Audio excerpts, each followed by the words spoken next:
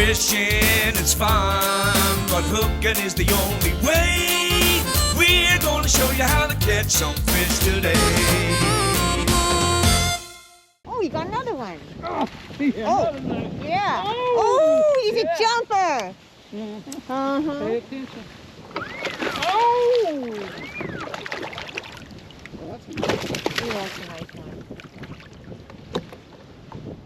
Oh, that's a nice one. That's how you do it. Look here! So guys, I want to talk to you guys about a particular bait that I use this time of year. It's very effective during the pre-spawn, especially down here in the delta, but you could use it in lakes and everywhere else. But it's a chatterbait. And one of the things about this, here we call it a chatterbait, but if you listen to the guys back east, they call it a bladed jig. So, you know, referring to a chatterbait. So one of the most important things is having the correct rod. So the best rod I would suggest you to try would be your crankbait rod. Glass rods work very well. And then you're gonna have a reel that preferably has a gear ratio of 6:1 or less. I use 5:1 gear ratios. Reels, I use 50-pound braid. And then I'm gonna run a piece of 20-inch fluorocarbon. So I use an Alberto knot, which has never failed me, to 25-pound test to the chatterbait. When you're reeling this thing out, you reel real slow, and you're gonna see your line do a figure 8 like this. And that's telling me that that jig is working right. And it's darting like this, it's going chatter, chatter, and then it swings to the side.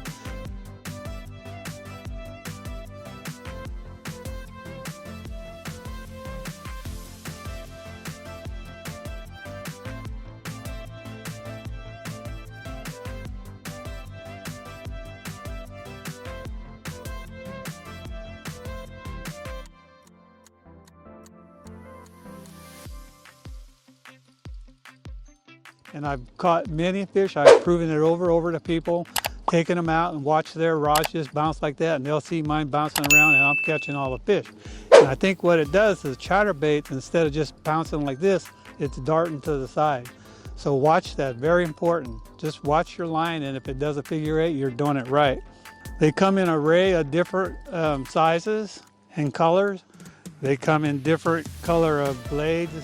The color combos, most of the companies match them up for you. There's a couple that I prefer to use. I use jackhammers. They seem to be one of the best blades that work for me. And what it does is, when I'm throwing in the water, you watch it, it has a real tight wiggle. I use a jackal trailer, and it actually adds a lot of weight, and what happens is that jackhammer has a tight wiggle. So it's coming in really tight, you'll see. Then, when I want something more erratic, or like when stripers are going crazy, or bass are on a feeding frenzy, I like this blade runner. It's very exclusive, you could tell, it's got holes in the blade, but this one has a really erratic action, so it darts side to side when you bring it in. And a lot of times I'll use a jackal trailer, and then a lot of times for stripers I'll put a fluke on it. And I'll use the 7-inch fluke. They come in an array of different weights, 3/8, half, 3/4, all the way up to 1 ounce. So chatterbaits this time of year are very deadly.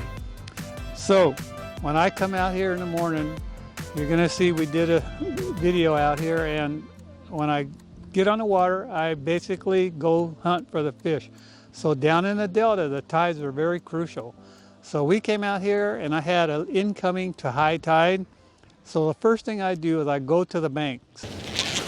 Here down the delta, fish on. And what we're doing is trying chatterbaits this morning. And I know a lot of times you're wondering, you know, why I pick an area. This area right here is all grass, all weeds. It's high tide, so I'm figuring these fish are somewhere up on the top of this grass. So I'm usually going to be the boat will probably be in less than a foot of water. You know, the weeds might go down further, but these fish, you know, the tide goes up, they move real close to the bank. But right here, the boat I can see the grass, it's right on the surface. But up tight, you have like a little buffer zone. And a lot of times, you know, when the water's up high enough, they use those buffer zones. So they get really tight. You know, that's where their food source is.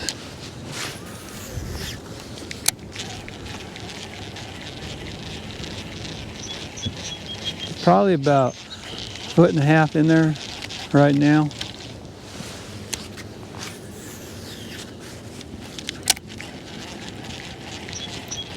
And basically, like this time of the morning here, what I'm doing is I'm taking this, I'm using a 3/8 ounce chatterbait, try to get up there as close as I can, hold my rod up high, and just turn the handle.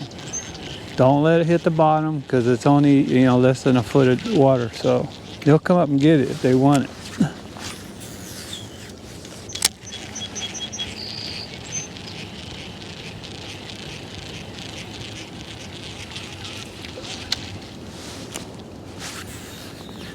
So you can see the grass right here, but if you look on the inside, see how there's like a little channel?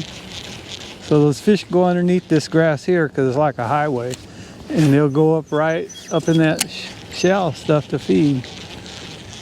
So we have incoming tide right now. So the water's coming in. I'd say high tide's about another hour, maybe an hour and a half, so it's perfect. So a lot of times when I'm fishing the bank and I'm not catching nothing, I'm going to go out to the outside edge of the grass and just work the outsides. And a lot of times I'll catch them, you know, moving in. When you got incoming water coming to high, the fish are moving in to feed. And a lot of times on their way up,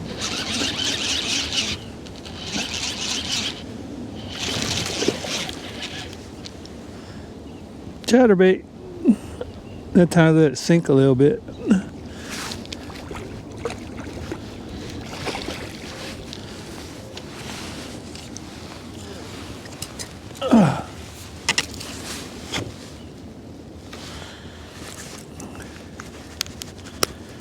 Nice one.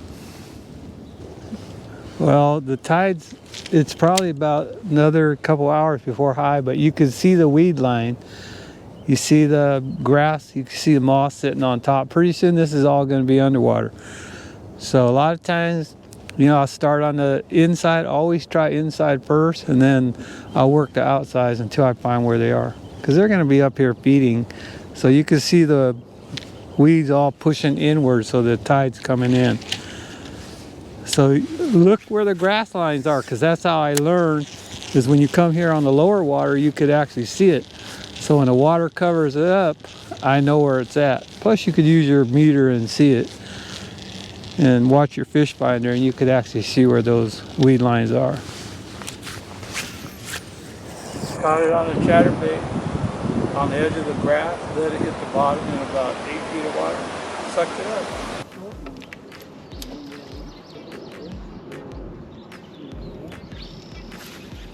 Ooh, nice one.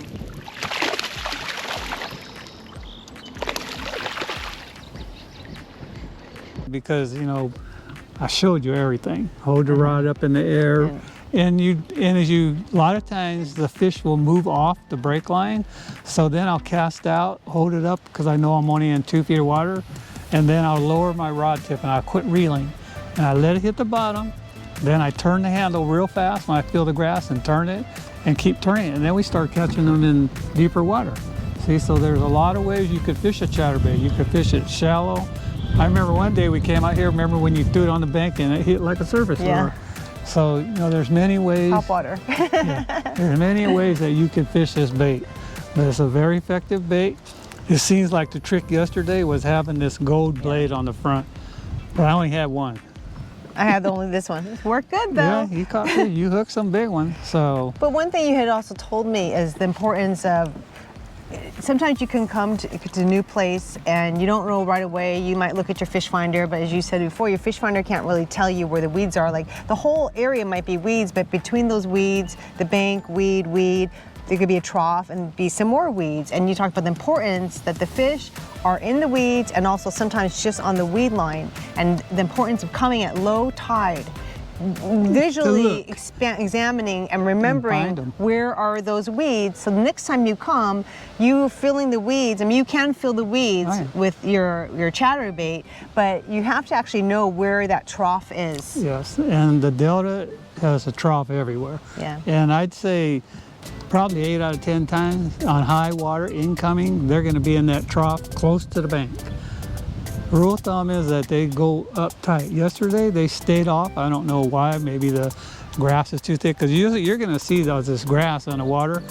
But if you looked underneath it, it's like a highway. Because what happens, all plants, they like a tree stump, and then on top it blooms out. Well, on top it blooms out, but underneath they could swim right underneath it. It's called like a highway underneath there. So besides the color of the crawdads at the time, like right now, as you said, they're a little bit green pumpkin and a little bit orange. When do you start to change your colors? But you could also look at the water, see how it's a little brown stain. I mean, you could see down about a foot. So rule of thumb is dirtier the water, the darker the color. Clearer the water, the clearer the color. So then when the shads start showing up around here, then I'll switch over to the whites and chartreuse. And do the bass normally have the same behavior pattern? Like right now they're around spawning time. Do they still stay in the weeds and high tide and low tide, or do they change their behavior? No, they'll usually pre-spawn, I like high tide, and then on post-spawn, I'll usually like catch more on low tide. Because what happens when they post-spawn, they move out in the current. So you want to find these weed beds that have plotches of weeds, not a solid wall of grass. You want patches all over the place, and probably still in 2 to 6 feet of water, but they'll move out into the current. So post-spawn, low tide, pre-spawn, high tide. And we had different experiences as the strength of the bite on the chatterbait. Sometimes you can get, when they're really aggressive, it's just, you got a bite. Yeah. And Well, then yesterday was questionable. I'd say in February and March, early in the year, when the water temperature is in the 50s, say 54 to 58, they seem to swallow them. You won't even see your chatterbait, it's in their throat. Yesterday or the other day when we were out, a lot of them were just skin hooked. That's why we lost so many, because why. When do you ever see me lose that many fish? So Seven pop off. Yeah, 2 big ones. So the thing is that they weren't real aggressive. They were just nipping at it. Could have been they were too full, or they just attacked it different. They would just grab it and hold on. All of them that were hooked on where you could see your chatterbait hanging out of their mouth. And here we're in shallow water. What size do you like to use? What weight? 3/8. 3/8. Most of the time down here I use 3/8. Then later in the post-spawn, when I'm fishing maybe 6, 7 feet, I'll go to a 1/2 ounce. And when it's a heavier current, do you go to 1/2 ounce, or you still stick with 3/8? 3/8 in shallow water. Fish on. Nice one.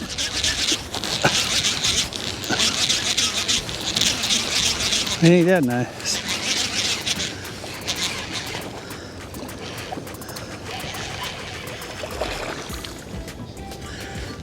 Oh man, that thing faked me out. This sucker got some shoulders on it.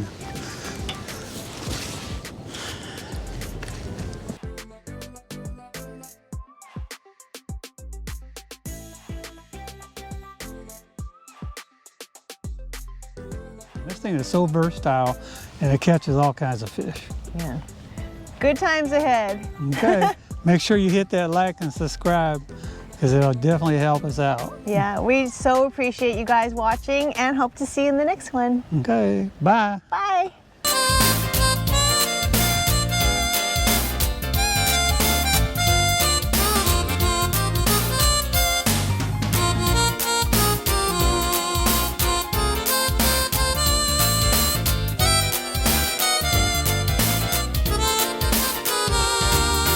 Fishing is fun, but hooking is the only way. We're gonna show you how to catch some fish today.